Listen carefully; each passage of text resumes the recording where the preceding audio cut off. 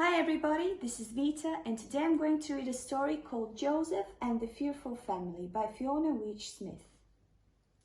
Joseph was one of 12 brothers who used to live with their dad and stepmothers on a farm in the land of Canaan. There were sheep, goats and lots of cows. There were fat cows and skinny cows and somewhere in between cows, but Joseph loved them all. Now Joseph no longer lived in Canaan. His brothers, who were jealous of him because their father had given him a rainbow robe, had been very unkind to him and sold him as a slave. The slave traders had taken him to Egypt, and for all his brothers knew or cared, he might have been dead.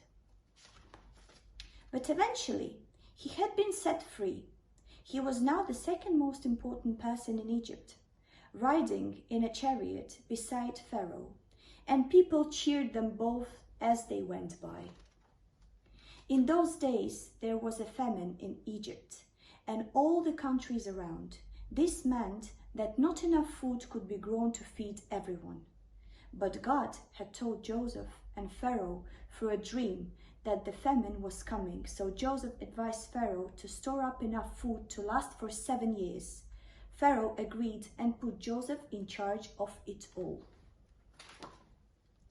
Back in Canaan, however, no one had told Joseph's family that there was going to be a famine.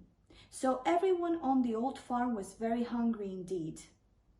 Joseph's dad Jacob sent 10 of his sons down to Egypt to buy some food, but kept the youngest boy Benjamin at home. When the brothers arrived in Egypt to buy grain, they did not know that the person in charge was their brother Joseph.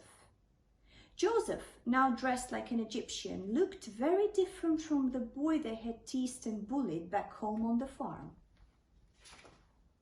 When Joseph saw his 10 brothers, he knew immediately who they were. There was Reuben, the strong one, Judah, the only one they called Lion, Simeon and Levi, the fighty ones, and Issachar, who laughed like a donkey. Then there was Dan, the peacemaker, Gad, the chatterbox, Naphtali, the shy one, Zebulun, the fisherman, and Asher, the cook. The only one who was missing was the youngest Benjamin.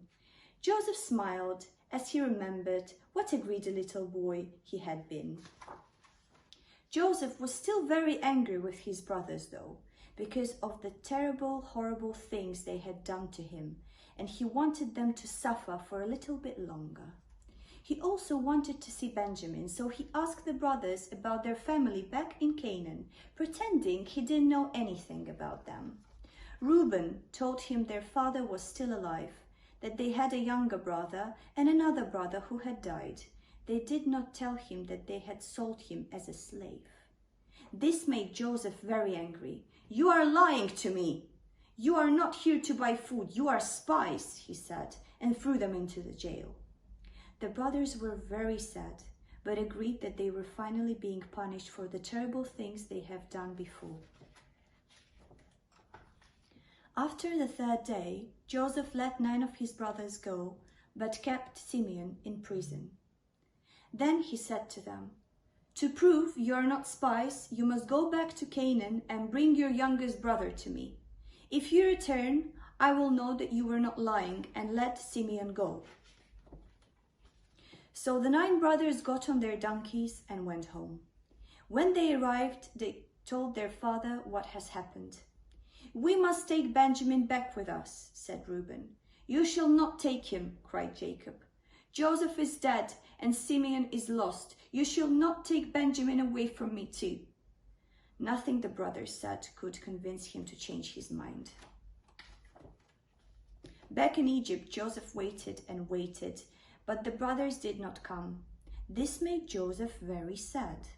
He was tempted to visit Simeon in prison and tell him the truth, but he was still too angry. Instead, he went back to his work and tried to forget his family and the beautiful farm in Canaan. Meanwhile, in prison, poor Simeon was all alone. He prayed to God to help him, just like Joseph had done before.